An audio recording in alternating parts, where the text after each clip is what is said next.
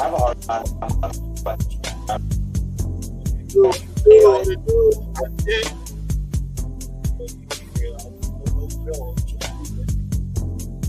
We here. What's going on, people?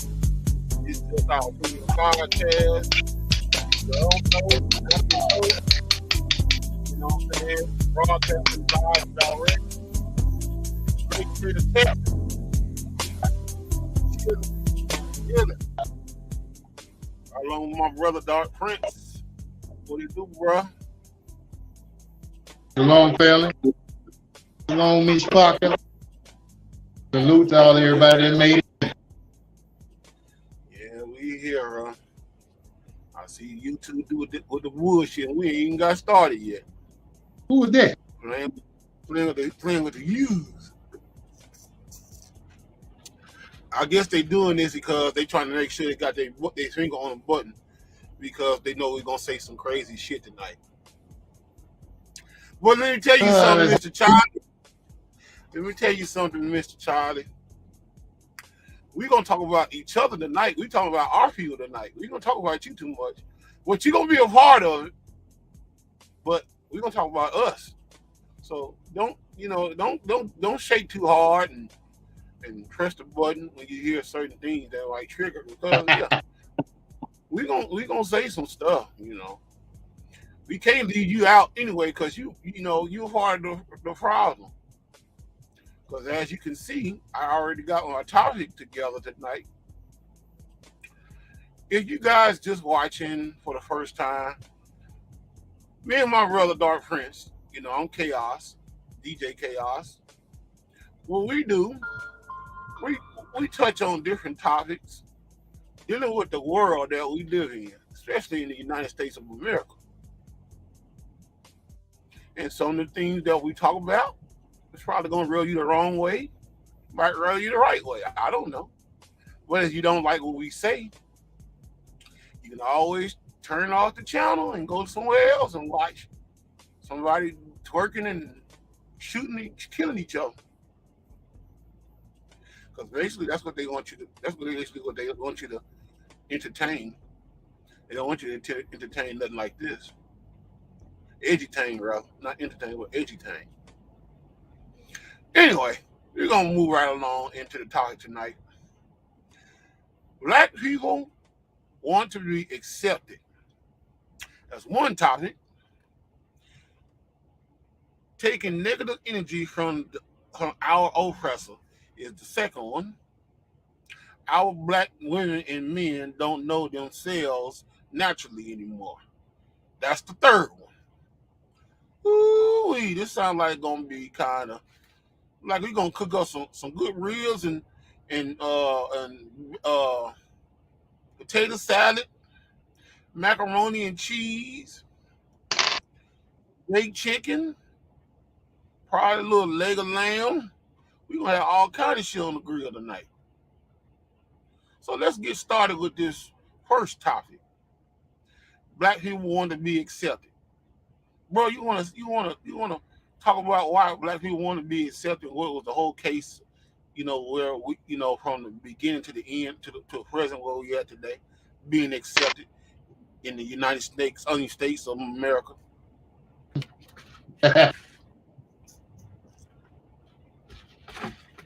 Hey, let us get some views. Say what now? Come on with it. It's all about environment. The environment we've been in. We've been abused by this race, tormented, subjugated, victimized, brutalized, massacred. So being with this only race that's been above us all this time, eventually you get to the point where how can I please them so they'll just smile with me, they won't hurt me. So in comes the game, in comes the shucking and diving, in comes the joke, in is, embarrassing and humiliating yourself to the point where as they laugh and they don't feel you're a threat. Right. But in that, you have lost who you are. What king or queen do you all know that has come down off the throne and became the court jester? I'll wait. I'm going to yield back. Yeah. Straight like that. See, the thing is, you know, since slavery, we have done in and everything that they wanted us to do. I'm talking about the colonizers, the oppressors. They know who they are. The so-called powers that shouldn't be have done in and everything in their power to basically get us on the status of their way of life where they see fit and they see uh, feel comfortable.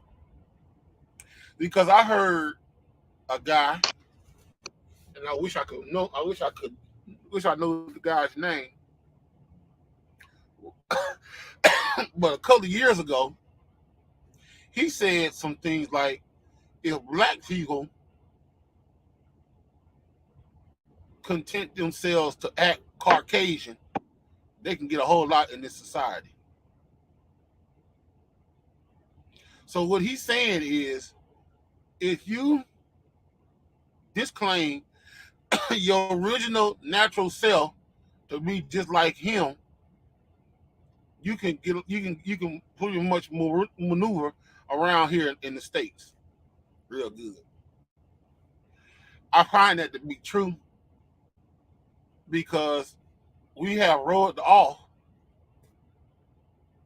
badly from the basis of what they pertain to us to be godly and us being and the blacks being devilly because their whole definition of black men and women being evil because of their skin color. They say if you were black, you was whack, and don't try to be that. If you was white, you was right, and you can be in sight. You can get whatever you want, whenever you want, and however you want.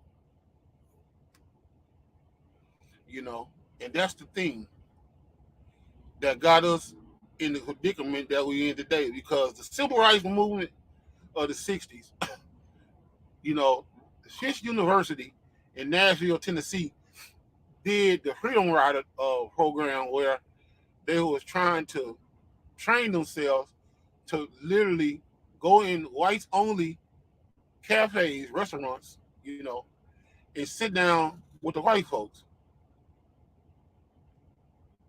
And it's like this is a training exercise, like you go to the military to be ready for the enemy because you feel like you should be able to go in a restaurant and eat just like everybody else. Well, the white folks say, yeah, you can come in here, but we don't want you sitting with us because we don't like y'all like that. What's up, Mega Man? Good to see you, bro. Glad you're doing good. For sure, for sure. You know what I'm saying? Much love. Sure, for sure. But the thing was, I got a video. I got a video, bro.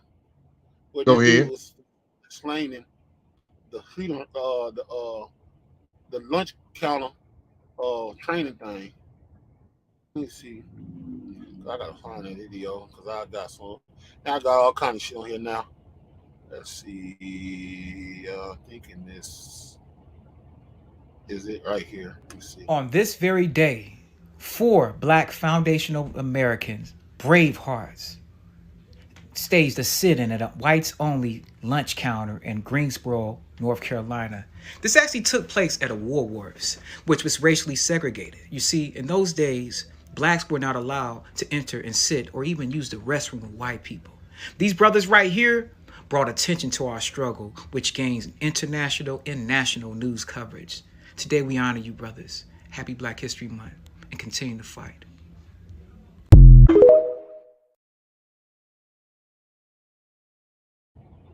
Mm.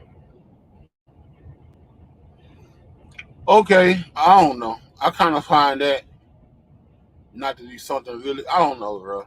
Yeah, I do know. I feel like this. You know, they may have fought to get to that point where they wanted to sit down with Caucasian people and and push the envelope pretty hard and heavy. They say we ain't going nowhere. We're gonna sit here and eat. We not no threat to society. We not no threat to you white folks. All we want to do is just sit here and eat, and enjoy ourselves, like normal human beings. We not bothering you. We're not trying to be a threat to you.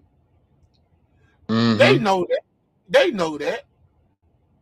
Their whole concept is you don't want to be a slave no more. You don't want to do what they want you to do anymore. So they literally gonna make you suffer because they know that you want to eat good food just like they're eating good food. Because the people that's cooking in the kitchen is us. They ain't cooking. Yeah. Only thing the Caucasians are doing is at the counter collecting money at the cash register, or they taking orders, or eating tables. That's it. That's it. The real brains of the outfit is us in that kitchen cooking some good meals for them. Well, at the same time, they didn't want you sitting at the counter because it was like you was basically a disease to them. Like if you touch their arm or try to shake their hand, they like, we don't want you touch. You don't want your little nigger hands touching us. Ain't that the truth? But the thing is, throughout that whole scenario, the way my mindset is in 2023 versus how their mind was in 1963, I don't even think I want them motherfuckers to eat and fix me nothing to eat. Because I'd be afraid the motherfuckers probably put something in my food or in my drink. Mm-hmm. But at that time, they wasn't thinking like that. They were just saying, I'm just trying to be accepted. I'm just trying to show them that we not no threat. That all we doing is just sitting down and trying to have lunch or dinner or breakfast, and that's it. They don't give a damn what you trying to have and what you ain't trying to have. Yeah, All they want you to do is get the hell out. Either go sit in the back of the goddamn restaurant and eat, or get the fuck out of here.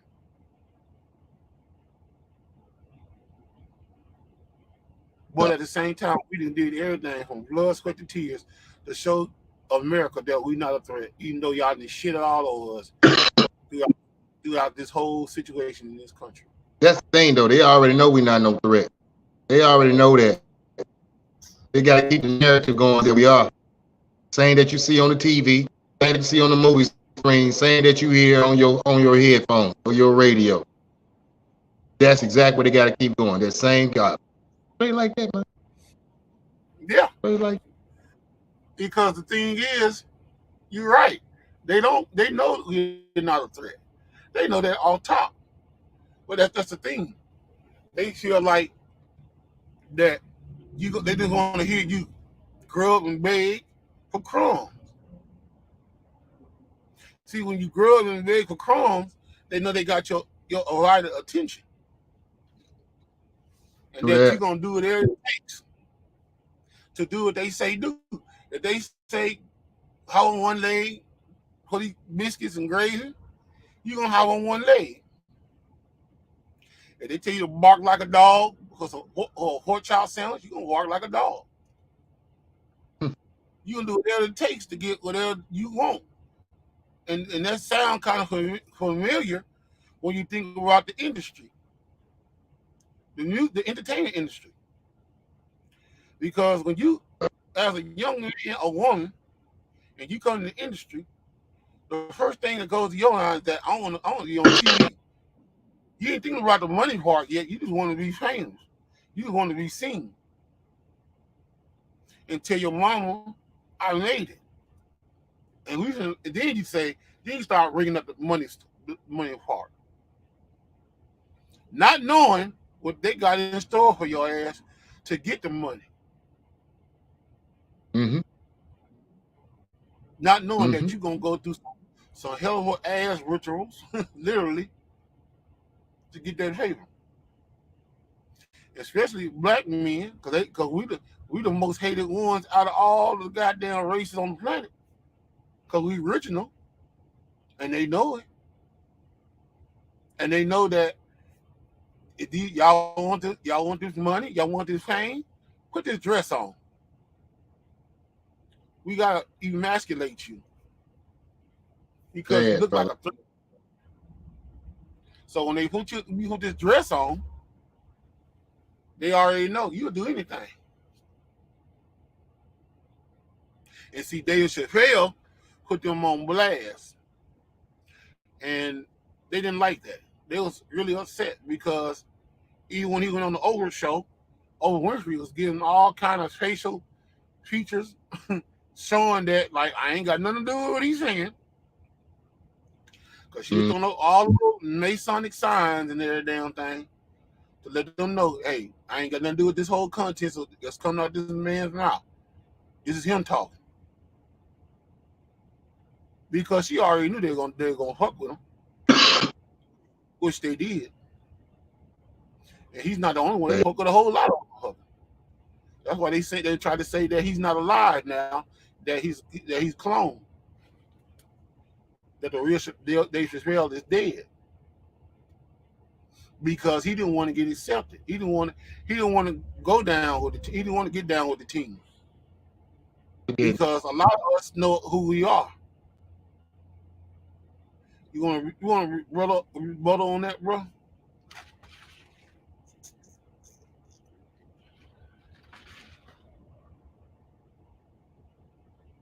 I mean, it's gonna come down to individual, you know what I'm saying, perception of it anyway.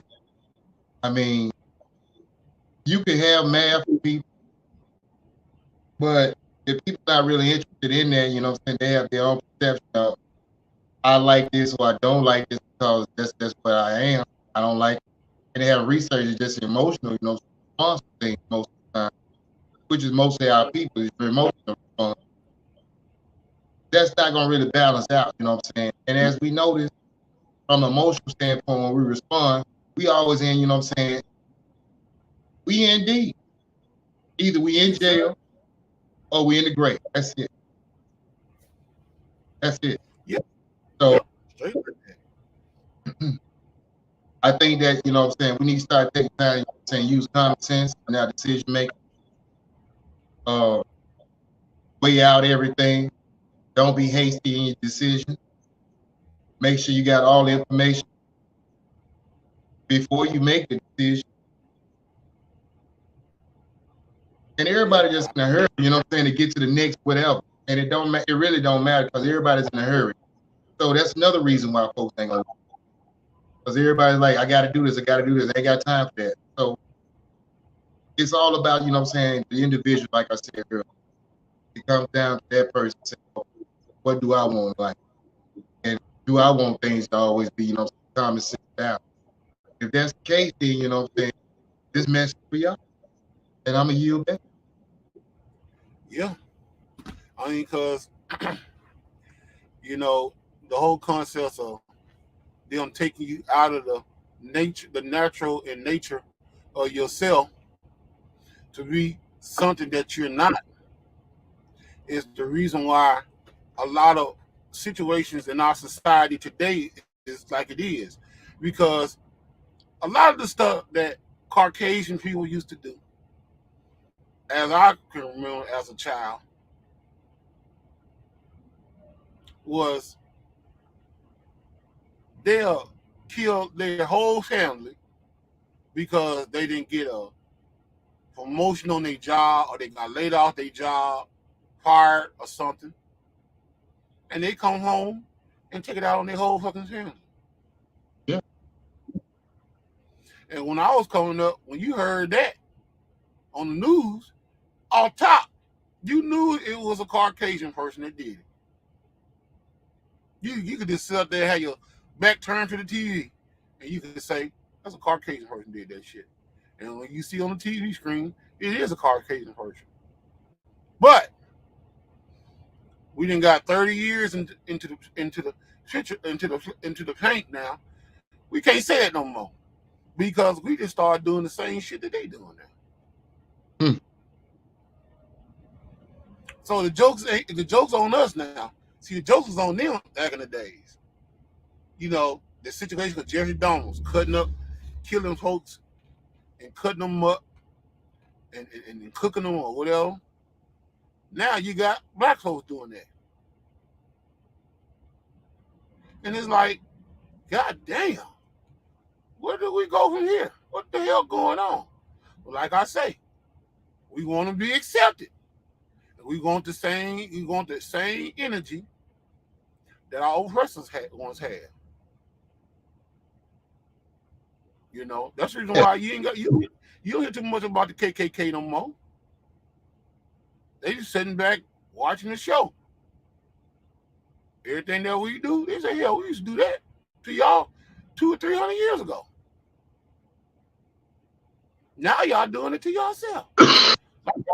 Like y'all on autopilot killing each other. Ain't that the sad part about it? Yeah, and then now you got the religion side of the game. You know, even they took your religion, because what you lead in was way more potent than what they believe in. Telling you that you're supposed to bow down to your white master, or that you're gonna go to hell and all this old shit. When you die, you're going to heaven. That's where you're gonna get your paradise at. When your paradise is right here on earth. But according to them, no, it ain't. This is their paradise. But I got a couple of video to where guys, like my from Jackson, David Banner, he had some good situation right here, a good talk, a good talk on some things, bro. You probably gonna like what he said. Don't check this out. Watch this. Go ahead, right. Have you ever noticed, and don't lie to yourself, because we were talking about this in the back. In order for us to get in a better place, we have to talk about the uncomfortable shit. That part. We fucked up. Psychologically, we fucked up. So in saying that, watch this. Watch this. The people who we give our money to, even think about the so-called woke movement. I think it's so much bullshit. And I'm going to tell y'all why. The motherfuckers that's been down for y'all, look at how y'all treating Ice Cube, fucking Talib Kweli, David Banner, Big Boy, all the motherfuckers who was woke early. Y'all don't fuck with them folks. You wait till your favorite artists get woke, and then you go to the same motherfuckers that you did in every movement. If a motherfucker is for dogs this day, for Black Power this day, and then fucking whatever else the next day, the motherfuckers ain't real, they changing in order to get your fucking bread. You don't go to the motherfucker that does it the best, and it don't make no sense. I know it's about money, but let me keep going. Keep it real. When I debate, I tell people all the time, I shouldn't be on TV debating. And people say, why are you so smart? I said, because have you ever noticed when I'm on CNN, they don't put me up against Chris Rock? Even though I've never lost the debate on CNN, I debate against white doctors, engineers, lawyers. I out-debated Congress. So my thing is, if we have been socially engineered into slavery, don't you think we need a fucking engineer to get us out and not no motherfucking rapper? One of the things y'all better stop doing is fucking following celebrities. Most celebrities don't want you to wake up. They made money with you being exactly the fucking way that you are. Right. It doesn't make sense. You can clap on that one. Fuck the keys. That's it. But listen. And that also has to do with your money. Listen, you guys. For some reason, everybody think they so fucking smart nowadays. Facebook smart. I tell people, they call it Facebook. I like A that whole bunch shit. of Facebook smart people. But watch.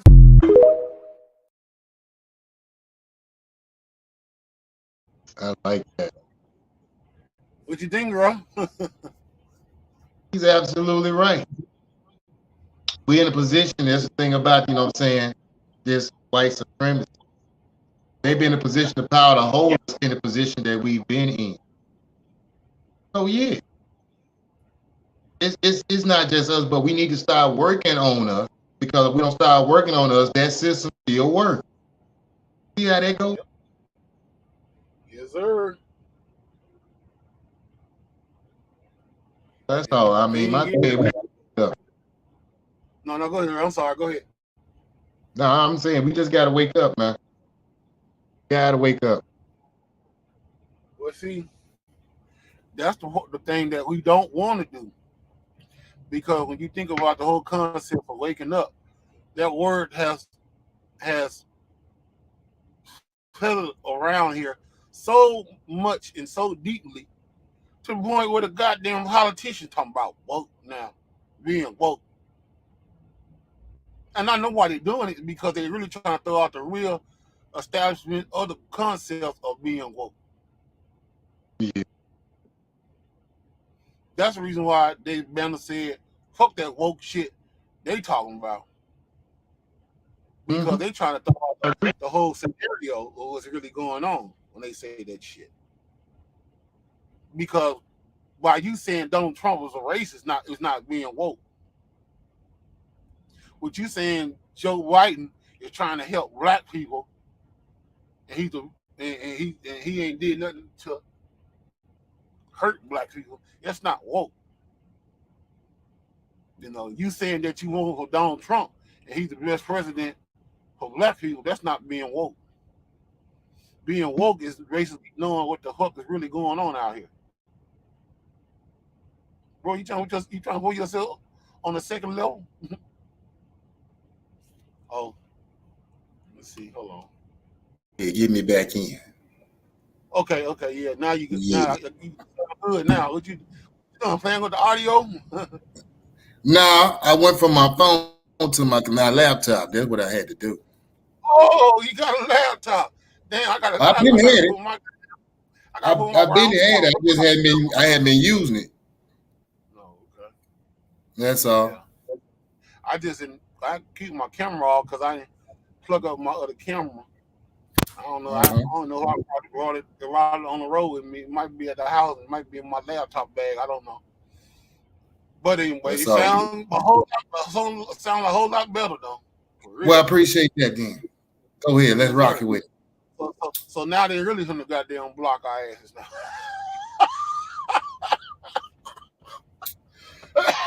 Shit. They gonna get our ass now. Only I can pull up some video, because there's some video that I wanted to share from the brother Jeremy Hill. You know what I'm saying? Shout out to him. I try to get in touch with him, but I think I got the wrong email or something. I don't know what the hell happened. So he ain't got you blocked, do we? No, hell no. Cause I don't be on there talking. Jeremy Hill, he cool, bro. Okay, go ahead. I'm gonna pull up one of his videos, let you see what he's talking about. But he's a real cool brother. You know what I'm saying? And I think he was in the Navy just like you were. Okay. Let's see. He got about almost the same amount of videos we got. He got like over 200 some videos. Well, he got a lot of small segments. We got over 200? Oh yeah, bro. We held in the ranking. It's a lot of video. I didn't even know we had did that many videos. That's impressive. Bro, we been doing videos since 2020. Made sense. Video. Well, yeah. Yeah, but the thing is, bro, here's the thing. A lot of videos that we done, I never got a chance to post on YouTube because, you know, you got a video from Zoom that I didn't put on there yet. So it's probably over 300 some videos we done. But I got the brother's video right here. I want you to see this right quick.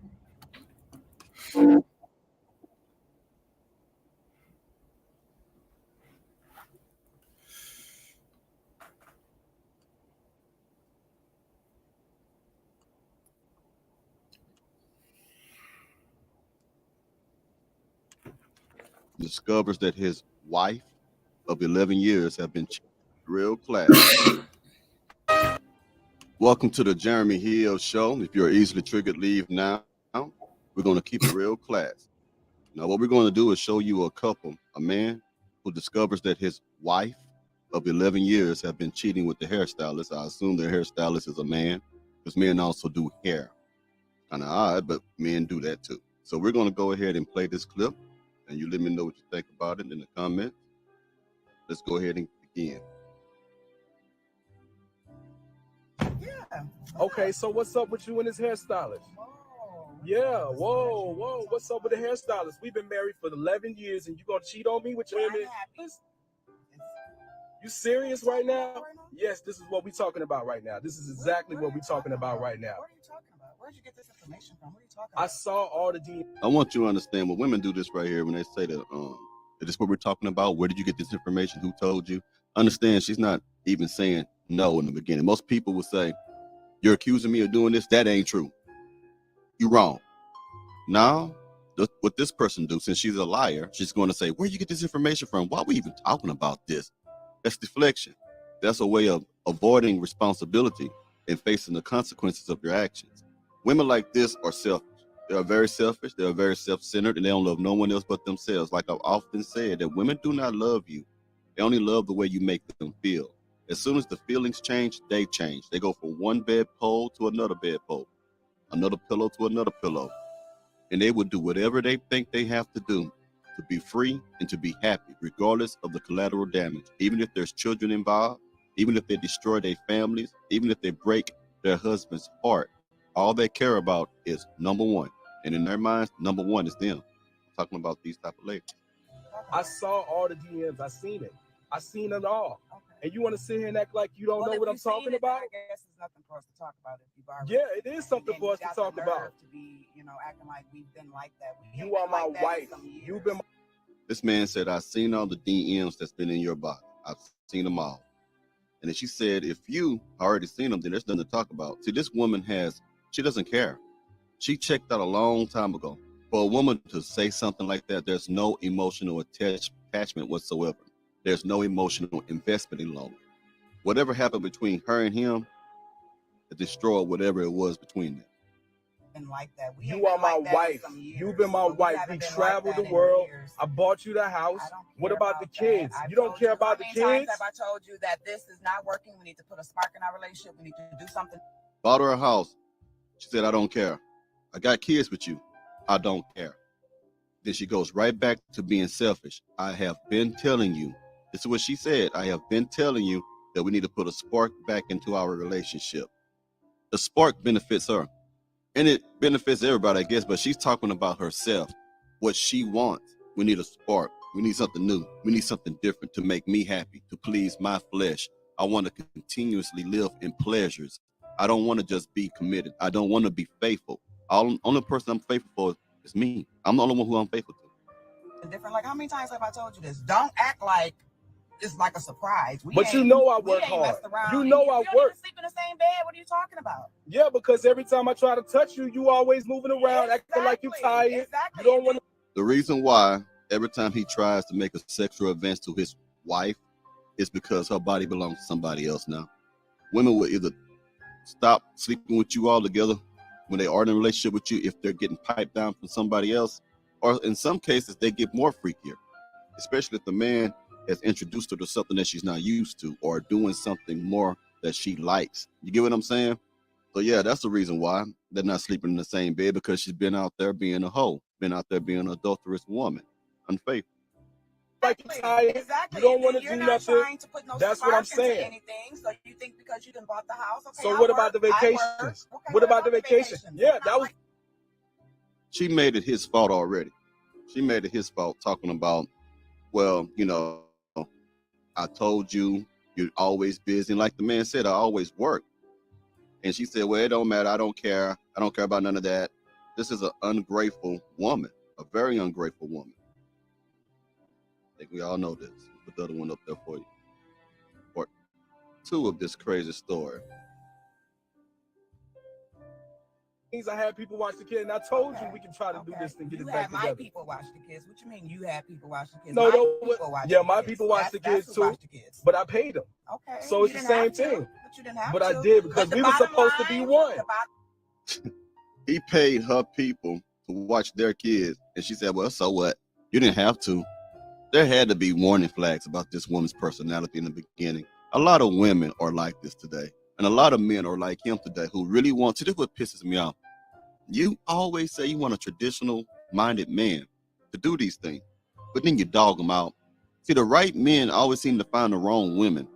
You know what I mean? And it gives them trauma. Sometimes a man has to go through therapy, separate from people, go cold turkey from the one that he used to love in order to get over her so he can live his life. I feel sorry for this man because there's children involved. I did because But the we were bottom supposed to be line- one. The bottom line I is can't that I've believe you already did this to told me. you And you several want to times act that I like you wasn't ain't happy. even did nothing. You I've want to already act like told that's you okay. I asked you for a divorce. You're the one that doesn't want to get a divorce. So I don't know. Yeah, what for to the tell You hear that? She been checked out of this relationship. If women initiate all the divorces any damn way, but she said, I asked you for a divorce. You don't want to give it to me. If a woman ever says something like that to you one time, leave her. Any kind of relationship, that's not a joke. Even when women play, there's certain things even women won't play with. They won't say things like, I want to end this relationship with you and be joking about it. They're not just to get a, if you get a woman who does stuff to say things and do things to try to just get a reaction out of you in a relationship, she is no good for nothing. She ain't good for nothing. That is a woman that is very immature. Leave her. Get a divorce. So I don't know. Yeah, what to for the tell you. kids. We still got two They'll get beautiful over it. kids. They'll get over it. Wow. They'll get Really? over it. Wow. Yes, they'll get over it. Damn. He said, we got 2 children. The divorce would impact our children. And this woman gonna say, they'll get over it. She don't even love her children, man. We still got 2 They'll get beautiful over it. kids. They'll get over it. Wow. They'll get Really? over it. Wow. Yes, they'll get over it. That's insane. That's crazy. You see this? This is bananas. 11 whole You years. got me on live? 11 whole You got years. me on a live? Yeah, you on Are live. you serious right Everybody gonna see this. now? Okay. 11 Are you serious years, right now? and she Okay, acting like she don't care about the let me kids. call my boo then. Oh, yo, boo. Yeah, You let want me to call call your my boo boo. now? You see right there when she would have got her mouth busted wide the fuck open. I am not promoting violence whatsoever. I'm just saying I can imagine that happening. A man is hurt talking to you. He's basically trying to save his marriage. That's what he's trying to do. And he's trying to protect his children from the harm that you're going to bring to them when you leave, while you out there playing the harlot out in the street. And then while he's talking to you, I guess because you got upset because he got you on live, he doing it because it hurt. It's not the macho thing to do what he's doing at all, but he's hurt. And you're going to open your freaking mouth and say like, well, if you're going to do that, I'm going to call my boo. I'm going to call my other man that you caught me cheating with.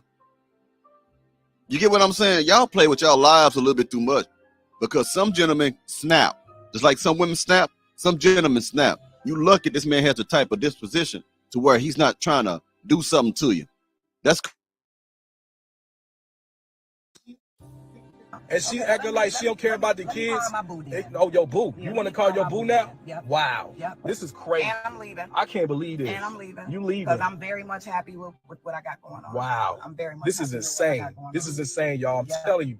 11 whole years. I'm very much leaving because I'm very happy with what I got going on. Some of you women ain't worth nothing, dog. Just the kids, everything else is collateral damage. It's well, the kids hurt. Oh well. My husband hurt. Oh well. I'm gonna bring trauma to my children and my ex-husband. Oh well. As long as I get this side pipe is gonna be good for me. This side pipe gonna keep me right. You fool. And what's gonna happen? Sometimes they can get in a relationship with a side pipe, maybe 1 or 2 years, but it don't never really last long. It's like a rebound. If this man know you already married and he's piping you down, what type of character he got?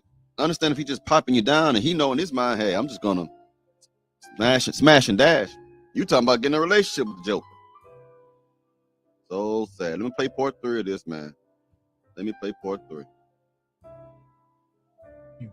11 whole years going down the drain. Tell everybody, take a Yeah, I'm picture. gonna tell them, Hey, yeah. hey, y'all. Yeah, they gonna I'm see gonna it. keep on doing This what is I do. crazy. I'm gonna keep This on is doing what I bananas. do. Yeah. I'm gonna keep All on right. doing it because he already knew what it was. Nah, I ain't told know. him.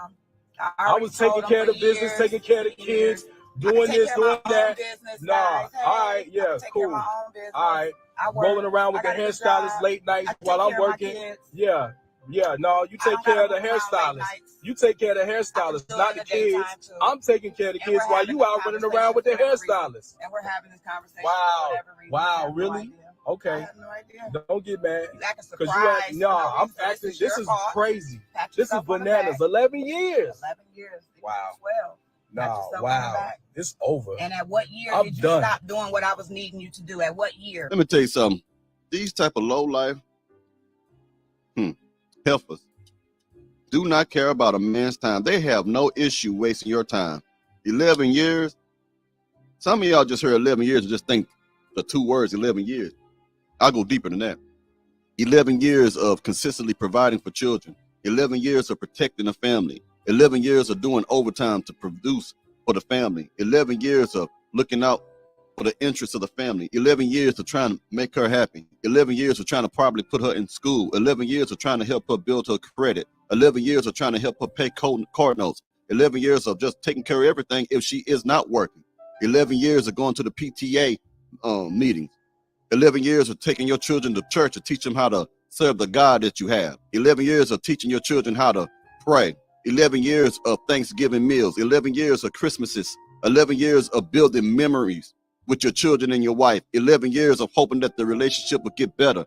11 years of going through conflict with this woman. 11 years of possibly suggesting therapy to try to fix things. 11 years of crying. 11 years of being depressed. 11 years of being betrayed. So when I say 11 years, I go deeper to understand the pain, why this man is going to be hurt and why he is hurt upon the discovery of his wife being what is called an adulteress. Year was that? When was Year it? 4? When was it? All you did was act silent. Yes, I saw There's the nothing that he DMs. doesn't I know. saw the There's DMs. nothing I that he read doesn't everything. I know how you were Everybody sleeping here around, probably knows that and I'm that's not happy with crazy. you. That's crazy. Everybody here probably knows that I'm not happy with you. So Yeah. that's not a secret. I'm a Now good that you man. know. So I've been what do you wanna taking do care of about my it? What do kids. you want to do about it? We need What do you wanna we do need to about call it over. It's What you gonna do about it? Y'all say things that get men in fights. What you gonna do about it? over. Okay. We need to call it a Why wrap. are we still It's talking? done. It's done. Why are we still talking? I can't. You see this? This is why I always said That's fine. I And should then have you did. got I me should on have the left a long line. time ago. He I ain't should have nothing left a long lying. time He ain't ago. about nothing. I shouldn't have left. I You should have should've. left. I You should have should've. left. But it was the Because I've kids. been told It was him. because of the It's been years. kids. It's been It's years because of and the years and kids. years, and now you want to act like And the then you want to victim. sit here. You want to So I'm kind of over keep it. willing me in. Then all right.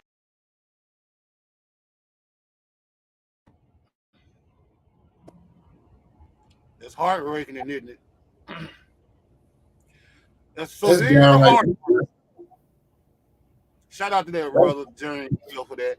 You know what I'm saying? Hold on, get him on the podcast real soon. Cause we're gonna be talking about relationships, black relationships, you know, things on that level.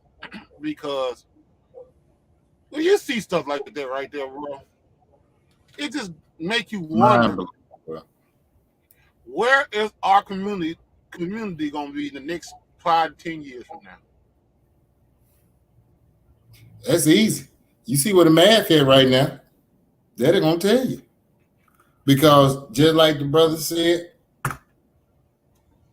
they gonna start getting, you know what I'm saying, it's gonna get a they don't know abuse there. Some folks, you know what I'm saying, some women out there, they can't say, yeah, I do know what it is. To when they have a man to the point where he's in a rage and he's beating the Brady off. But see, this is about to be widespread because see, kicking somebody while they down, kicking somebody that's been loyal to you.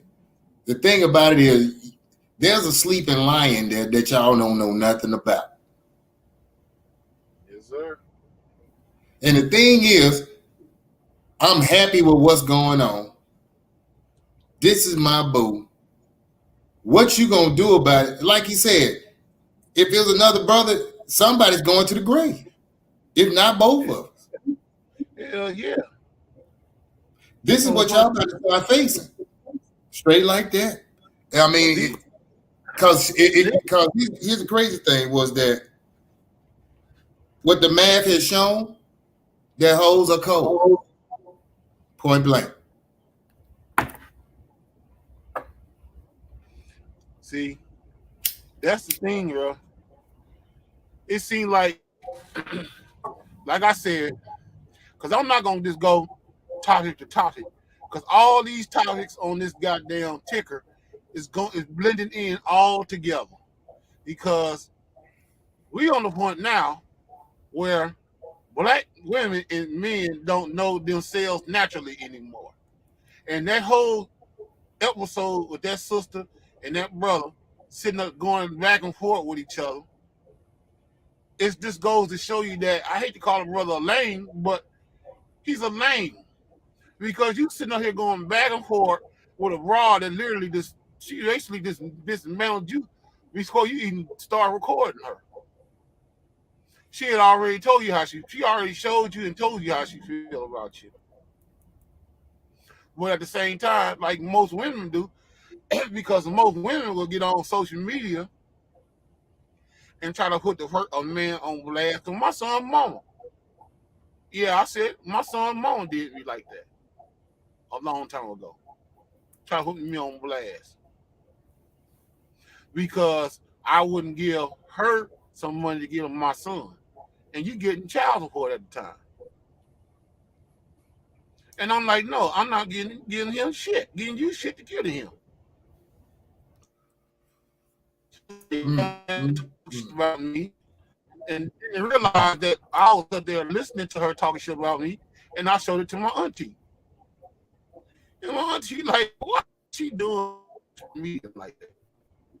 And so I told her, I texted her, I said, so you just sitting there putting me on blast, and Auntie Joanne sitting here listening to everything you say. That woman ain't listening. You lying on that woman. She didn't know my auntie sitting up there listening to her.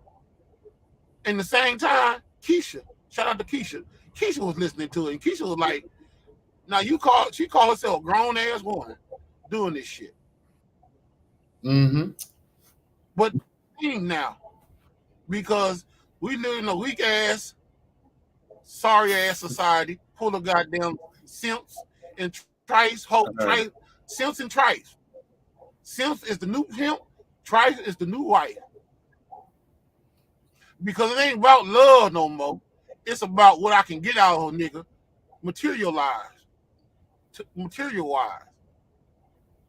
Because most of these women that are married to these guys nowadays, they don't even sleep in the bed with each other. He sleep in the other room, she sleep in one room.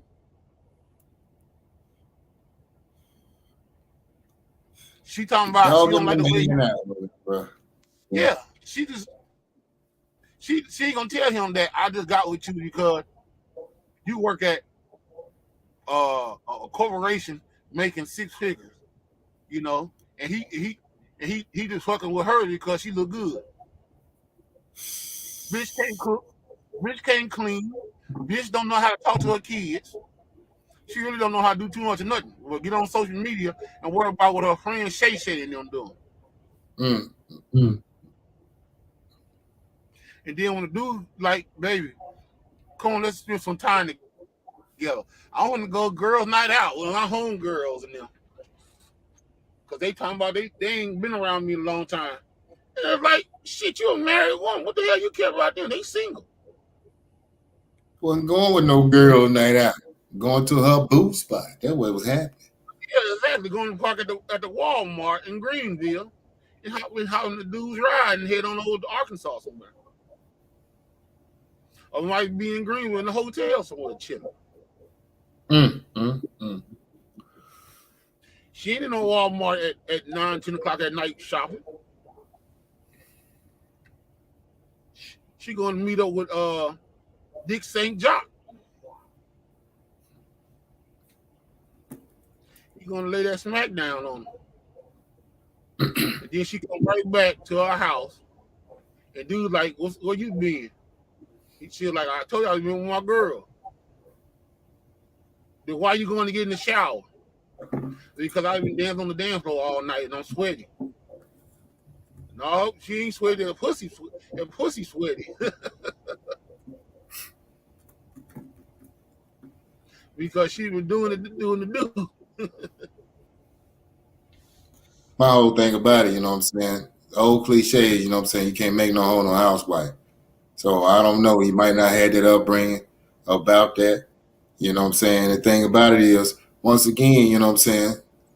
We got to watch the lust, man, because that's the problem. The thing is, you know what I'm saying?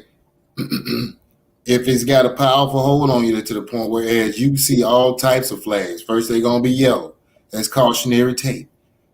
You could get hurt if you go any further. Then the red flags pop up.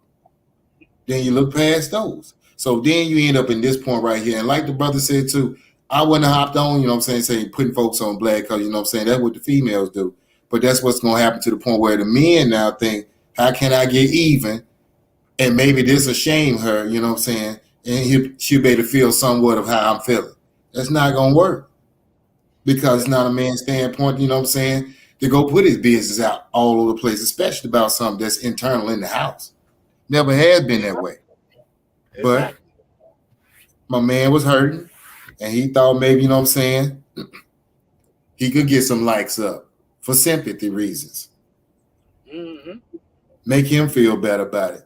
And that's the thing about our community brothers, we ain't there either for that. Mm-hmm. Nope. So with them being able to put this agenda between us, this divide and conquer, and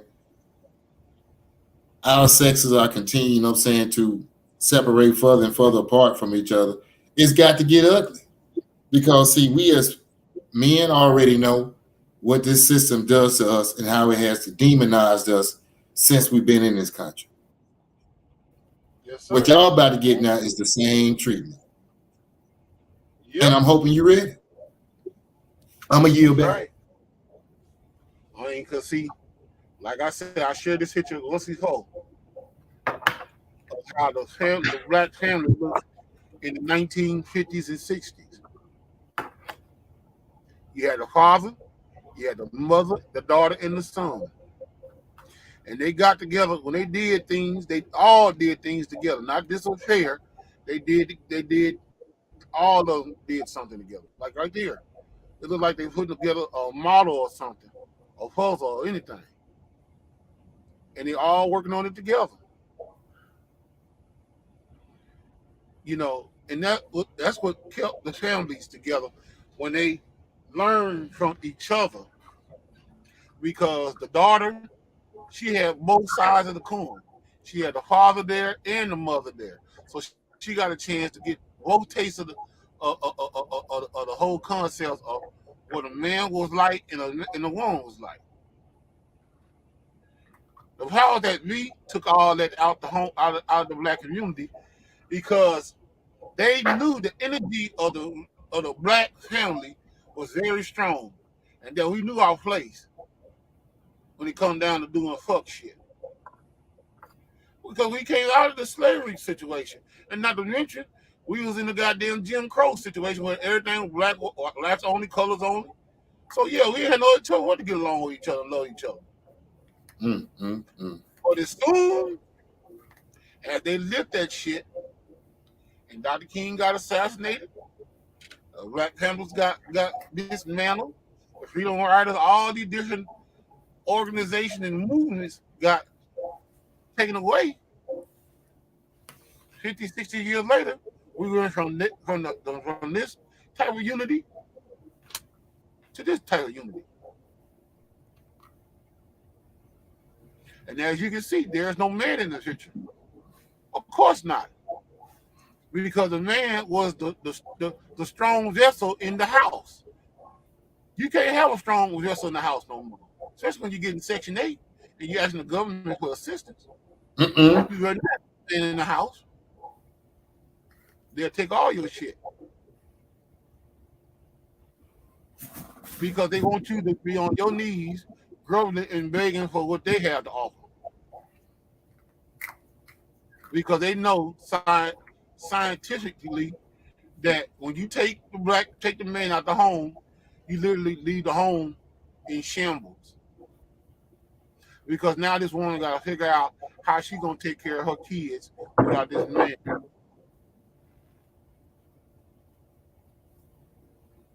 Because she can't teach a young man how to stand up at a stall or at the toilet in the bathroom like a man can.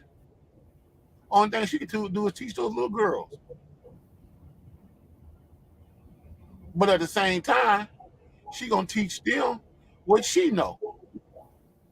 And when she teach them what she know, they gonna have a majority of her mindset in their mind than being a man.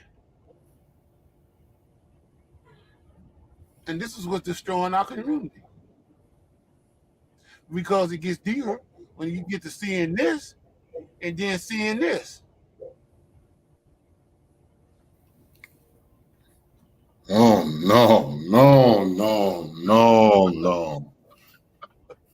Yes, you get to seeing that. And like I say, I had to give the horn to that.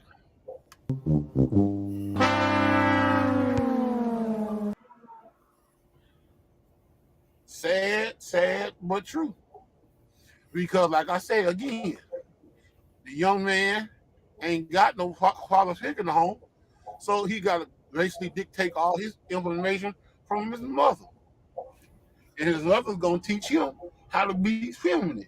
She gonna teach him how to be masculine because it's not in her blood, it's not in her DNA to teach masculine situations. No matter how hard she holler and act all like she trying to you like a dude or whatever the case may be, she's still a woman. And so he gonna take on the man looks, what he gonna be, look tight, shirt wearing, sissy. Who's gonna be part of the LGBTQ movement and be ready to scratch your goddamn eyes out.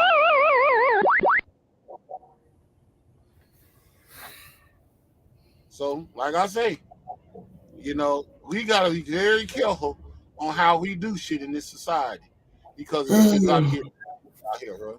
It got to get real hectic out here. Yeah, go and get that garbage on up off the screen, dog. My house starting to come down. Ooh. Yeah, but that's what's going on. Because see, like Jeremy said, they don't know how real this shit gonna get out here, man. And women sitting out here playing whole games with men that's trying to love and care about them. They literally try to say black men don't want to be in their kids' lives and running away from the kids and all that stuff. I tell you one thing, I don't know too many men that don't want to be in their kids' lives. Just when they know that's their kids.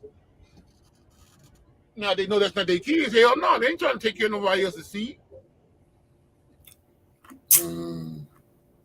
Unless that child's father's not in their child's life and he's deceased or whatever, or she don't know who the father is, that's one thing. But if he got to still live with the father, or she got to still live with the father, you're not going to try to intervene in that situation. And that's the whole idea of this shit.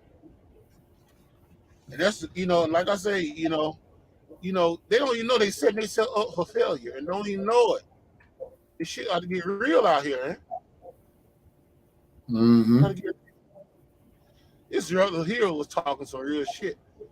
Let me see what this video. Check this out. I appreciate what you do. I think you're great for men. No, I don't want to talk about that yet. That was Kevin Samuels. Well, let's just look at Kevin Samuels' video because he was saying some G shit to this sister because she wasn't getting it. Check this out. I appreciate what you do. I think you're great for men. But I got a question for you. You are not putting in the fact that not all men are great men and You pick 'em. toxicity and You pick dysfunction. them. You pick them. Absolutely. So I don't want to hear Absolutely. it. I don't want to hear it. I don't want to hear how all men aren't great men. You pick who you let in your body, and you pick who you make a baby for. So I don't want to hear how bad they are because I'm sorry. No, I know I'm too many. not. So what's the question? Not all men are great men. I want to talk about the men you women choose. But I don't want to talk about my anybody else question- other than men you women choose. Absolutely. Then what's And the not question? everybody ends as they began. That's the field I'm in. So what's the right? question? What's the So question? my question. Okay, so my question for you is, how do you add that variable into the advice that you're giving people? How do I add what variable in? What's the variable? That you have to have a 2-parent household and be married to somebody, and because that's what it should be. That's what you're saying. That should be. No. Yeah, I don't know what you think you just said, but I need you to ask. You ask me to answer a question. What variable are you asking me to add in? The variable of toxicity, dysfunction. Toxicity and dysfunction have nothing. Oh, look, ma'am. Okay. You're talking about the toxicity. You pick. If you don't And know how that to pick, no, ma'am, here's how you put that in. Relationships are reflective. If you pick toxic, whatever, then that's on you. It's your responsibility. You deal with the outcome. You don't blame him for being toxic. that's And fair. that's what you picked. That's your problem. That's fair. I agree. So I'm not going to add in the variable for over people over here. I'm going to say pick better. But see, picking better requires you to have a calibrated picker. Picking better requires you to actually have somebody helping you guide you and outside of your own feelings of what you want and subjective truths. Picking better requires picking stuff that's not atavistic, that he's hot, he's got a six pack, he got a big Johnson. No, he's boring, he got a job in a 401k and potential. See, you ladies, women have known how to pick since the beginning of time. It's just in the last 50 years, you ladies have tried to pick based upon your feelings and what makes you happy. And it doesn't work. You pick the worst and you reproduce with them. See, the problem is not picking them in. The problem is reproducing with them, making children with them, and then throwing this chaos out into the community and then asking men like myself and everybody else to address it later. Don't have their babies. Have all you want to with toxic men. Don't make babies with them. Pretty simple. Fair enough. Especially not 1, 2, or 3 of them outside of marriage. Straight like that. Straight like that. But see, God rest the dead to Kevin Samuels though, but that's why that brother was hated, because he wasn't sugarcoating shit. He was walking you through the washing the rinse of what's really going on with you and mindset out here in the Western world. Because you really think you got it together when you don't. That's why it's always best to have a man in the home so he can guide you in the righteous path. Make sure that you don't fuck up and make bad decisions, which gonna cause a ripple effects to your children. And ain't that what's going on in our society now in all these cities across the country? Uh-huh. In these little towns, Yeah. these little niggas in folks' house not having no kind of respect on nothing. Talking shit, doing all kind of shit, and then sit around there, they get shot down by the police, and their mom come hooting and hollering about, they killed my baby. When back in the days, you never heard too much no shit like that going on when we was coming up. And I called South Central LA. Police, they didn't do shit like that to us. They jumped on us and shit, true enough.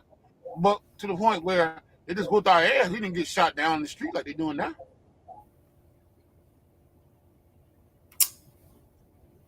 And you might say, well, the times are different now. Yeah, I know that. Because this is the generation of the weakest link. This whole society is weak. Anytime they tell you can't say certain things because you can trigger people emotions and have them ready to kill themselves and all that old shit, hell, die. Fuck it. Die. Because you that damn dumb to sit up there and listen to what the fuck I gotta say and want to kill yourself. You don't need to have your weak ass here in the first place. Get the fuck out of here. That's sub low self-esteem, bro. I mean, it's not even low self-esteem. It's sub-level low self-esteem. I mean, man, please. It's too much, it's weakness. Sweetheart? Are you afraid, honey? I don't give a damn. Because see, here's the thing. They say Seattle, Washington is the suicide capital of the damn country. And I try to figure out why is that city the suicide capital. Hold on, say it again. What city is that? Hold on, let me get a drink. They say Seattle, Washington is the suicide capital of the world, for the country. I can believe that. Okay, explain. Well, on my way to Japan, flying out from my first duty station in the, in the military, I had to, lay over in Seattle. Now, when I first got there, flying over the country, going west, everything's nice and sunny. As soon as I get, to Washington State, it's like a blanket, that covers underneath the plane. I mean, it looks like a big carpet, big white carpet for miles. So We start descend and we go down through there, and then it starts to get a little darker. Once we touch down the airport and I get out,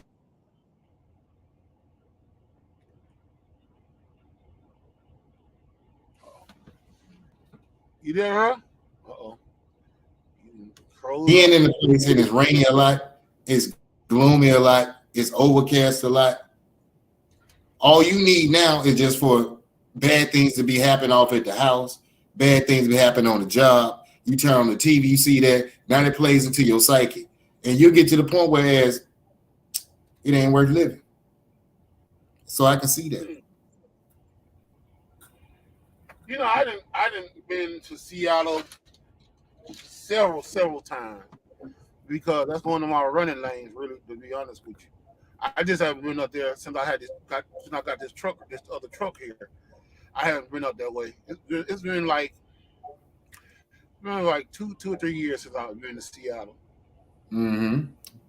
I like going up there, and then I don't like going up there because it just seems like when you go up there, it seems like the energy kind of throws you off. Well, the last time I went up, I know one time I went up to Seattle, and it was raining and it was snowing in one spot, raining in another spot, and then all of a sudden it just cleared up. And I ain't never seen Seattle clear in my life.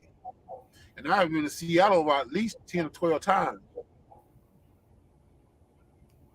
That was the first time I seen it actually ball clear. And I was like, wow, it's actually clear here in Seattle. And they neighbor next door the same way. It get gloomy there. Portland ain't but like about 2.5, 3 hours away. Sand living up there. Yeah. I mean, the thing is, well, you got to understand, Seattle, well, Washington State, Oregon, and that part of the Canada, which is Vancouver. Because see, when you leave out of Washington State and you go into Canada, the first city that you're gonna run into is Vancouver. And when you go, in that part of the country, it stays gloomy because there are two fronts that are basically crossing paths in that area. You got a warm front and you got a cold front. And these two fronts are colliding with each other, heating up a lot of the heat that's coming out of California and coming out of the Pacific, Southwest. It collides with the cold weather that's coming out of Canada. So you got these two smashing with each other like cymbals. It creates this heavy mist of clouds in the area. So that's why it stays gloomy down there. And they'll tell you, when you come down here, don't expect you're going to see some weather like you in Southern California, because you're not. 90% of the time, you're going to see it's cloudy out here. I mean, it could be cloudy and cold, cloudy and, present. You can open your windows up and the breeze feel good as hell. Mm-hmm. But at the same time, don't expect no goddamn where you're going to be scorching hot. That's why a lot of Caucasian people like to move up that way, because it's not as hot. It's nice and pleasant to them. Yep. But some people think it's like you said. It's kind of miserable weather. Every time you wake up, you see clouds. And like, God damn, any kind of sunlight on this motherfucker? For real. Got none of that going. Yeah. So I been up there and seen that before. Because like I said, the farther east you go, you start to run out of it. Like when you get up towards southeast Washington State, you start to run out of it. And then going into northeast Oregon, you start breaking because you're getting close to Idaho. So the weather starts to change over because you're getting far away from that surface. The front,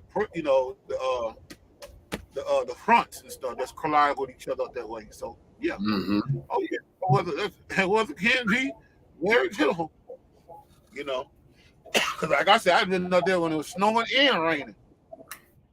And boy, you don't want to go out there when it's snowing, because You gotta throw the chains on your truck. I ain't got time for that shit. I hear you. I wouldn't No, either. don't even, hell no, because the DOT also told me.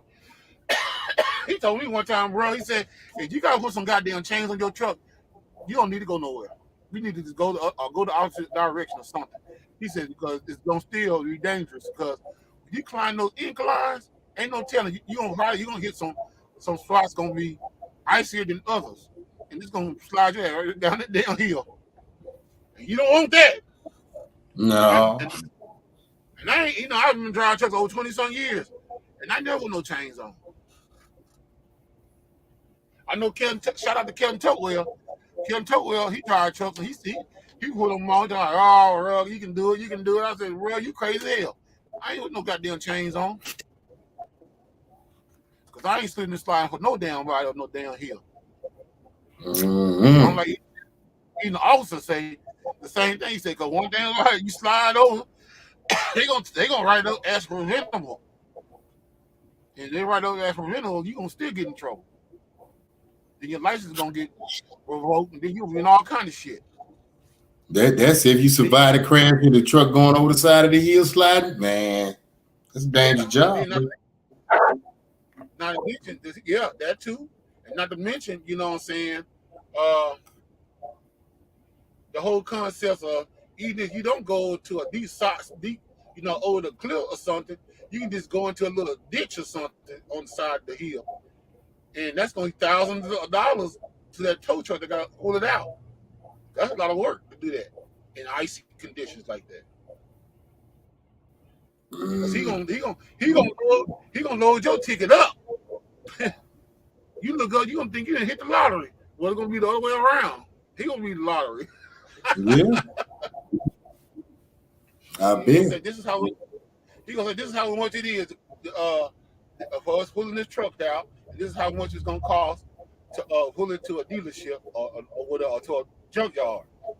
Because 9 times out of 10, I'm gonna go to a junkyard because them trucks gonna be fucked up, especially if you roll it over. It's gonna be a done deal. Don't see it. And then see the craziest thing, bro. They got these foreigners out here driving these trucks, and they're not. That's what I'm thinking about. With all the you know what I'm saying, the accident you done seen, I'm just wondering about it. Oh yeah. I mean, you got these foreigners out here, and a lot of them ain't used to cold weather like that. And they get out here and drive these trucks, and they still trying to drive 70, 80 miles an hour on black ice. And they skip to the my darling ass in the damn ditch somewhere, looking stupid as hell. Mm-hmm. On one of these days when I go across, if I remember, I'll go across Amarillo, Texas, on the outside of Amarillo, Texas. This white man got a big ass hill that is acres down there with number 18 wheelers that done got towed over the years. Like a damn junkie. It's like a junkyard.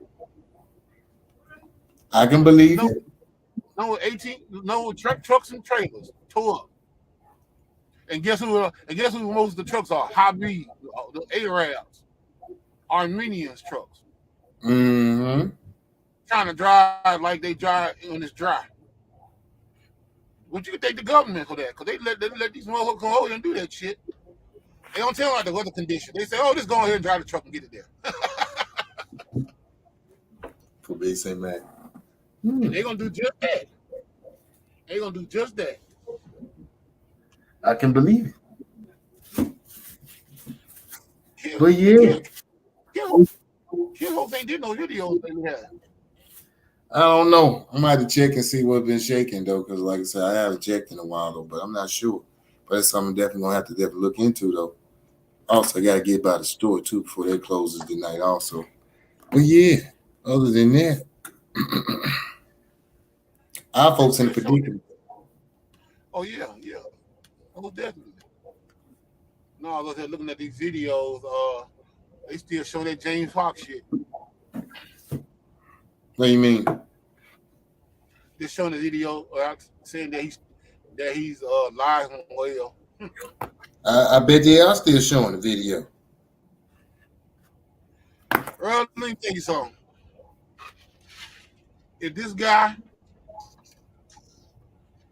is still around, he sure doing a poor job in showing himself in society. Don't you think? I'm still waiting on the pickleball video. I think they stopped I selling already it. know if TMZ is one of the most, you know what I'm saying, conniving, going after the story type of news reporters I ain't never seen. They like, you know what I'm saying, renegade type, you know what I'm saying, reporters. So if anything about Foxton got out the hospital, they would have caught that on tape. Even if they was about 100, 500 some feet away, they had that, you know what I'm saying, they photo, you know what I'm saying, camera zoomed in on the hospital door with watching security, you know what I'm saying, they escorted him out to the car, it would have went down like that. Then they would have followed the car, and whenever he stopped off to get something to eat, they're like, yeah, we got a shot of him over here at the Mickey D's or the Burger King or whatnot, or whatever restaurant. He grabbed something there, they get a shot of him coming back in. They say, yeah, they went in and interviewed him. Yeah, he ordered this, that, and the third. It would have went down like that. We didn't get that. Now, got to get to the house. Once it gets to the house, relaxes. Now they're in the backyard, and you know TMZ, then they got in the neighbor's yard or something and paid them off, you know what I'm saying, a couple of thousand. So they can go to the backyard, put their cameras over the fence, and check out the pickleball game. That's how I would have went. We ain't getting none of that. Well, the thing is, if he's not in California, TMZ ain't gonna be nowhere. They ain't gonna be nowhere to be found no way, because they call themselves 30-mile zone. That's what TMZ stands for. Yeah, I understand, but because they all over the place. Well, they all over the place when they come down to us, giving them videos to show, but they're not really all over the place, because TMZ started their whole contents at the LA airport. That's all they used to sit at the airport waiting on celebrities get off the plane and get stories about them. That's how they started this shit. Go getters like that. That's what I'm saying. Go getters like that started off, you know what I'm saying, in a grind hustle. We're gonna catch him coming off the plane. You don't think they would have caught Jamie coming out of the hospital, getting into the car? Oh yeah. Exactly. Or the pickleball game, or getting something to eat. Oh yeah, most definitely. Because the whole concept was. Yeah, and matter of fact, let's bring up the main culprit. Let's bring up his daughter. She the one that said, put out there on the media that he's playing pickleball. Now, a situation like that, we already know with females. You got your phone, you gonna be going live showing dad playing pickleball, saying that's what he doing. He all right. That would have came along with it. Didn't get that. Well, that's the thing. It was just a way to throw us off on some shit, because they know they killed that dude's gone. As bad as we I hate to say it, but he gone. And the people that don't want to believe that is because they don't want to understand. They don't understand the gratification. They don't understand how this thing works in this society. Just like they don't understand how they do crazy shit to give the power that be a whole lot of goddamn money out here. You know what I'm saying? Because he's sitting around there scheming on everything that you do around his itch. He sit up there in his black top hat and suit and tie, sitting up there scheming on your ass. Because he already know, chances are, I'm going to make some goddamn money off these stupid motherfuckers. That's the reason why he sit up there and told the black woman, you don't need to rely on no niggas. They ain't got no money for you. I got your money for you. With this evil grin. I got your money. He's just like that servant Adam and Eve. But he told Eve, you can go eat the apple. Don't listen to it. God told me you can eat it. What the hell God need a snake to tell him to pass on his message that he can pass on himself? But we do it. That's what it is. Like I say, shout out to Arnez Richard. He always talking about, conspiracy theories. He don't believe, this and that and another. He tired of folks sitting out here lying and saying certain things about this and that and another third. And I'm like, yeah, that's a family type thing. You're not a man when you see they talking like that. You a woman because you getting yourself in your feelings because of something that you can't control, and the media ain't gonna tell you. Cause like I say, they talking about every damn thing. James Fox, Megan Thee Stallion, what's his name? Travis Laurie or Travis Lane, Tory Lane or whatever his name is, and all these other motherfuckers. Well, they still ain't talking about this Rick situation. That's what I'm waiting on. Talking about all this shit that don't really mean a goddamn thing in this society. They ain't talking about bricks. Because I was told the first of the year is about to go down. 2024 finna show out. Show it and show out. Gonna show out like Kobe on game night. I'm telling you. 24. And so that's right. That's a magic number, isn't it? 24. 24. Somebody else knows was 24. Wasn't James was he number 24 or 42 or something like that? Nah, he was 23. Then he went to 6. Then he went to 6. James Worthy had 42.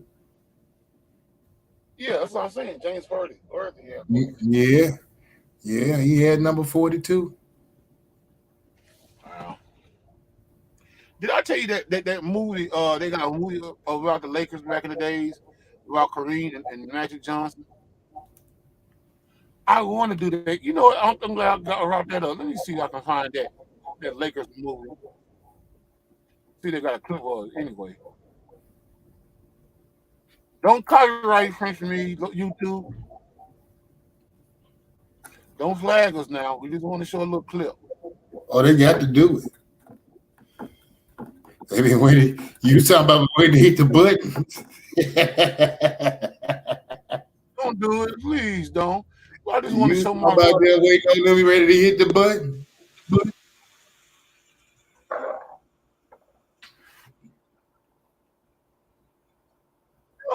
it. I just want to show. They got to do it. I just want to show. Here you go. Boston Celtics Rookie of the Year, beating out the other rookie sensation, Magic Johnson, who currently finds it. Rule number 1, fucker. If you're thinking you ain't up to it, you ain't. Ooh. Big 2. Bet I look good on that. Won't be on there tomorrow. Be me up there, winning me a ring. Don't matter none. Ain't against me, nobody gives a shit. Says who? I'm in your head, ain't I? I get your ass next year. Nope. You actually believe that, I wouldn't be here. Nice try, though. Man, fuck off. Make me. Except you can't, can you? Because I'm better than you. Better player? Better man. No, that's right. Got that right. You an asshole. At least I'm real. Mm-hmm. Fuck you. Fuck you. Fuck all y'all. I ain't believing none of this shit. You just fucking with my mom, playing tricks and shit. I'm gonna go out there and win me a ring. You ain't. None of y'all gonna be nowhere close.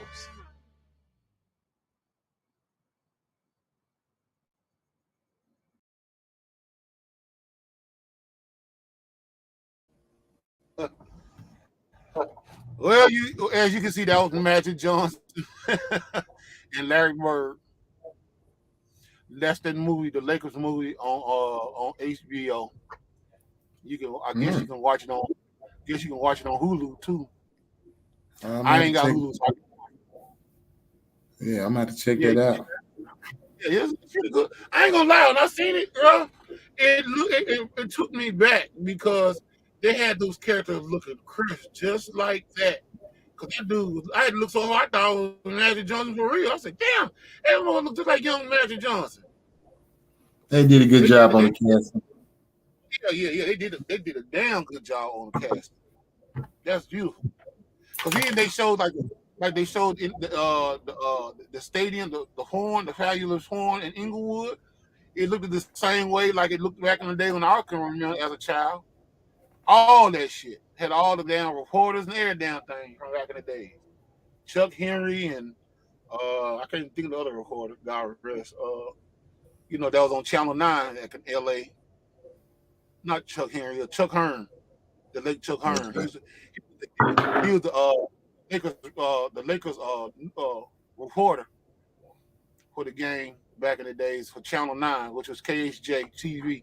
Now it's KCAL 9, which is owned by CBS now. CBS got 2 stations in LA now, Channel 9 and Channel 2. Okay. Yeah. So yeah, you get a chance, check that out. You'll like it. It's pretty good. They got episodes of it though. Yeah, I'm gonna look into it and see what's up with it though. It looks interesting, so I'm gonna definitely check it out. Yeah, I think you know, it's like the coaches, how the coaches were treating him there down there. And I know they're gonna show that. I know they're gonna show the episode where when him and Larry Bird got the fighting. I know that. I remember that like yesterday. Larry Bird got the fight because Larry Bird was a straight up white boy. I think Larry Bird was from the South, wasn't he? He was from Kentucky or something, wasn't he? Indiana. Oh yeah, that's where he went to school at. Oh yeah, that's the same. That's Klan country. So yeah. if you had business with him, he handled his business as a white boy. He wasn't backing down. He didn't give a damn who you were. That's why he told that Johnson, I'll whoop your ass on the basketball court. Well, Yep, shit. It's all high rocks. Oh yeah, a show. Let's see, what else we got here? I think we done kind of covered every damn thing. Well, what do you think about the fact that black men and women have taken the energy of the oppressor? What you think about that? You see what you just played a video of it. That's exactly what the I'm saying outpoints of that. That's the consequence of what's going on. Black man ain't nothing, dog them out. Same way the black and white man in white supremacy positions think about us. Yeah, so you saying that the black woman is the new white supremacist? They're using her. Well, definitely well, this picture right here says it all. Because most black women, they love Jesus. They say Jesus Christ is their personal Lord and Savior. But look on the wall of the KKK church. Jesus saved. That's the oppressor's energy right there, Jesus. Huh? Sound like that's the same concept of black people talking like they love Jesus. I wouldn't dare want to love nothing that hating me. They went to the Democratic Party. You want to be a Democrat, and the KKK was a Democrat back in the day. So why would you want to be something that your oppressors were that hated you? You basically rolling off bad vibes from them. But I can see it. Like I say, the Democrats, they don't want to be wrong with shit. They always beg for shit. They always talking about, they always complaining emotionally about shit. So yeah, you get what you get. That's for sure. Even to this picture right here, this little picture right here. Slavery destroyed us, religion divided us, ignorance controlled us, and that's the truth.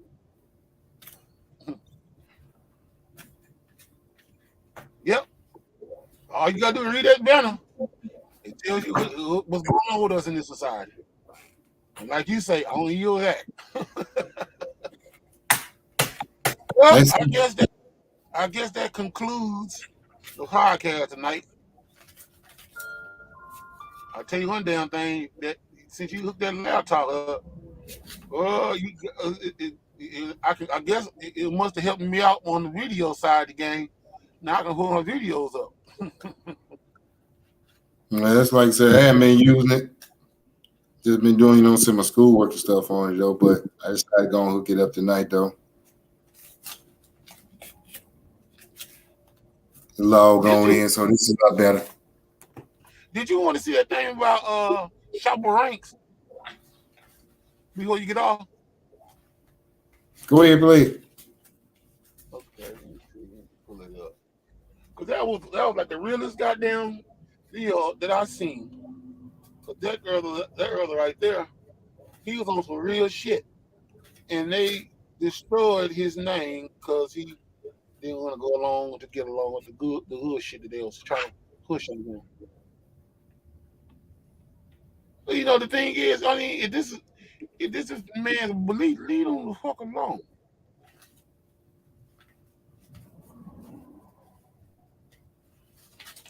They It's even not got gonna the happen. damn. So it's not gonna happen in this country. They got an agenda to run. Oh yeah, most definitely. Let's see. They got so many videos. Let's see. Where you at, showering? Then they got one on Tyrese. I ain't seen that one. They got one on Vanilla Ice. I know I seen it on with what's his name? Nas and Jay-Z when they were beefing. And it's all old news. But I hadn't heard on the one on Shopper. No, yeah. Let's see, show. Juicy Pop. Juicy Pop. Joe Ranks.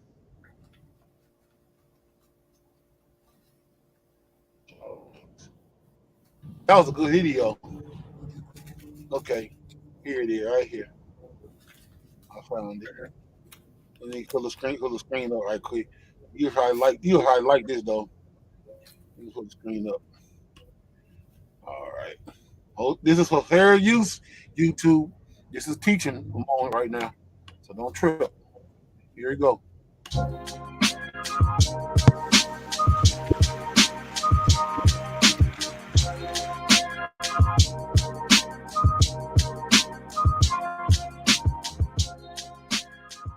He may have been raised in a Caribbean ghetto, but Shabba Ranks knew his love and talent for music would get him out and allow him to live the life of his dreams.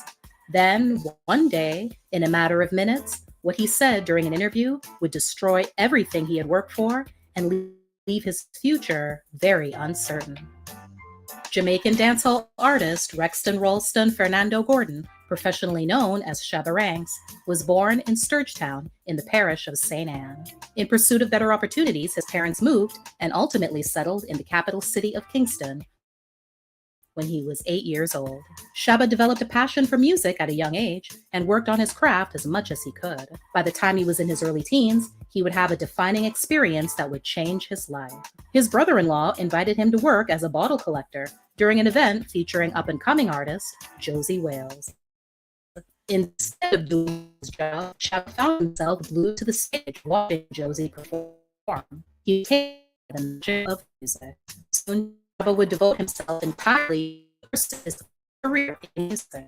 It turned out he would have the time in the world focus after being kicked out of high school. Okay. All who know me before being famous know me as a trucker.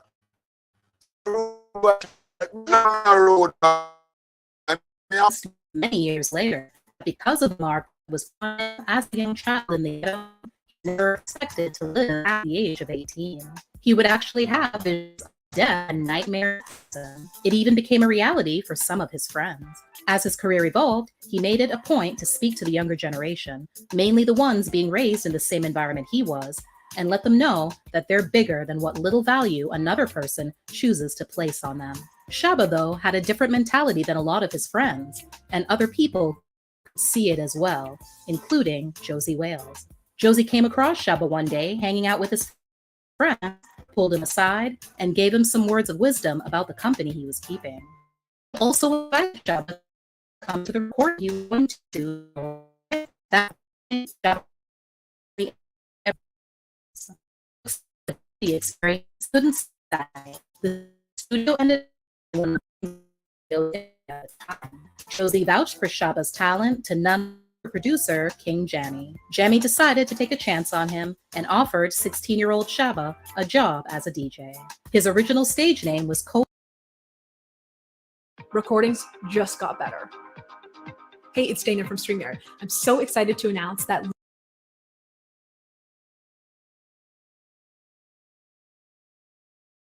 Pilot, and it was under this name that he cut his first single, Heat Under Sufferer's Feet, in 1985. Soon after, he changed his name to Shabba Ranks. Shaba's debut album, Rappin' with the Ladies, was released in 1988 on a small independent label out of Queens, New York.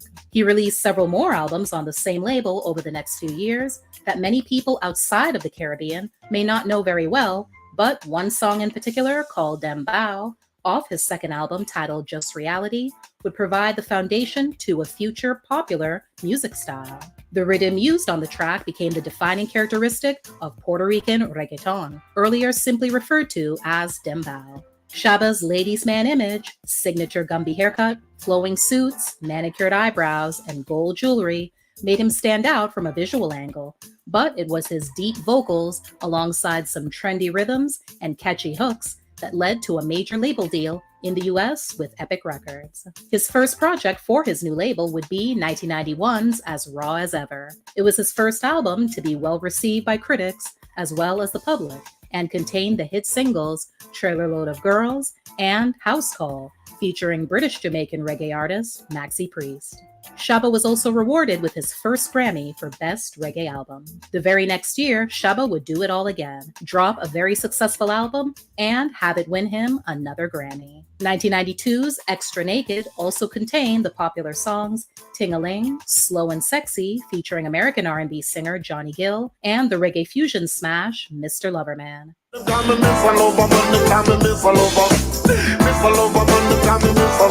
This one in particular would go on to become his biggest hit outside of Jamaica. Fans of Shaba from the beginning of his career will recognize the song from his first album. It was a recut from a song initially released as Champion Lover on British Guyanese artist Deborah Blasco's debut album. Sadly, Deborah passed away at the age of 29 after a battle with lymphoma, so Shaba decided to re-record the tune, this time with Chevelle Franklin as the featured singer.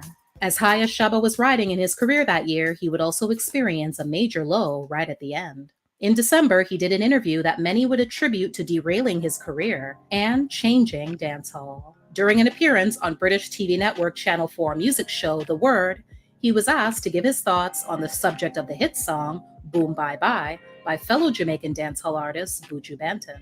The song stirred up a lot of controversy and was already labeled as a hate song by the Gay and Lesbian Alliance Against Defamation, or GLAAD.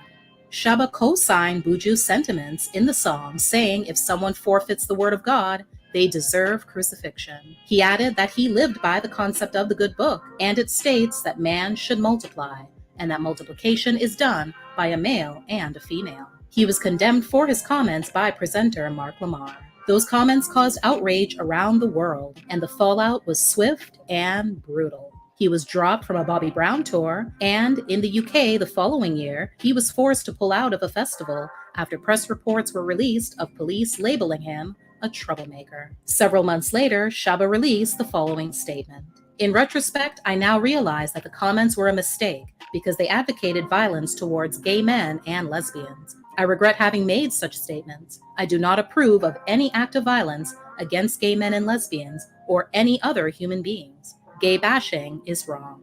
Unfortunately, the fallout wasn't just centered around Shaba. The entire genre of dancehall got caught up too. Many artists were having their shows canceled and getting dropped from their labels. Visas and work permits were also canceled or not granted at all. Promoters weren't interested in working with certain artists unless there was a signed agreement in place barring them from performing certain songs. Not surprisingly, his next couple of albums only received average reviews, and the following year, Shaba was dropped from his label.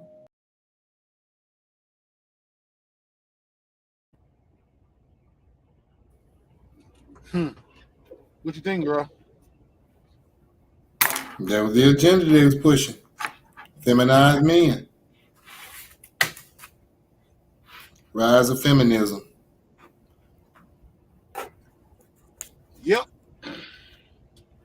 And the thing is, the brother didn't say I'm gonna kill some gays.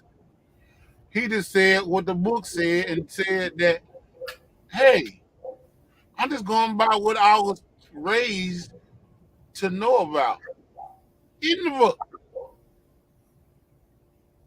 That this shit is wrong.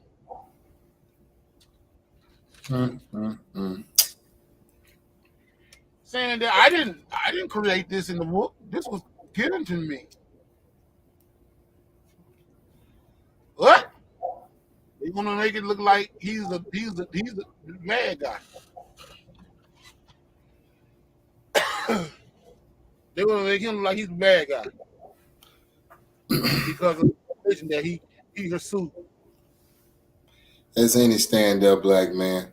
You're gonna always be labeled a bad guy until this country vomits itself up out of here. Well, only thing I can say to the people out here that's listening still, y'all can get ready for a war because there's gonna be a war going down real soon.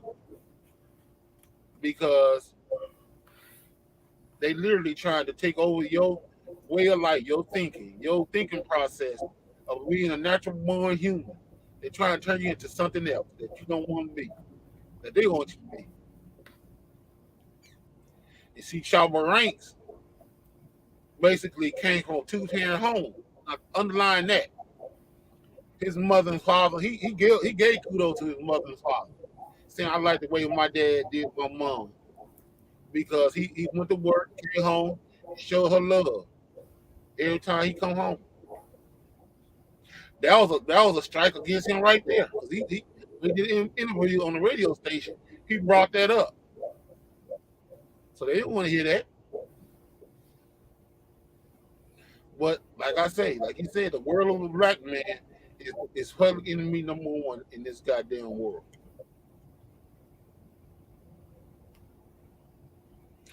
But anyway, we're gonna let that go. Bro, I guess we can go ahead and end this show tonight. You got anything else you want to put out before we get all here? Sad state of being. I hope everybody does better and be prepared. Yes, sir. And shout out to my brother Byron that was watching tonight. Byron Williams. I see he was checking us out tonight. You know, a lot of other Emmanuel White, she was watching. My homeboy from San Francisco, Greg Washington, he's watching. There's quite a few folks watching tonight. They not saying that they were watching. But love to all y'all.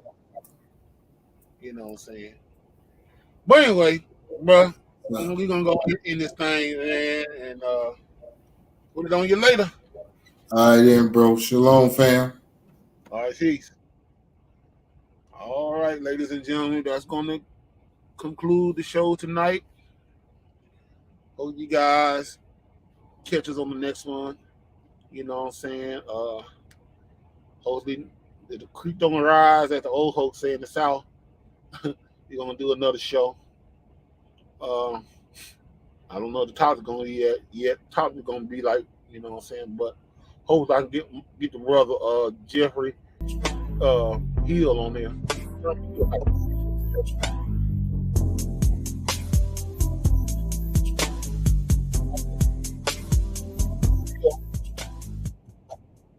Because he come on here talking that real. We're gonna all talk real that night, you know, about the situation with the women and black men, you know. I just tell y'all to stay tuned because it's going down. But in the meantime, y'all have a good night. Be safe, be keep.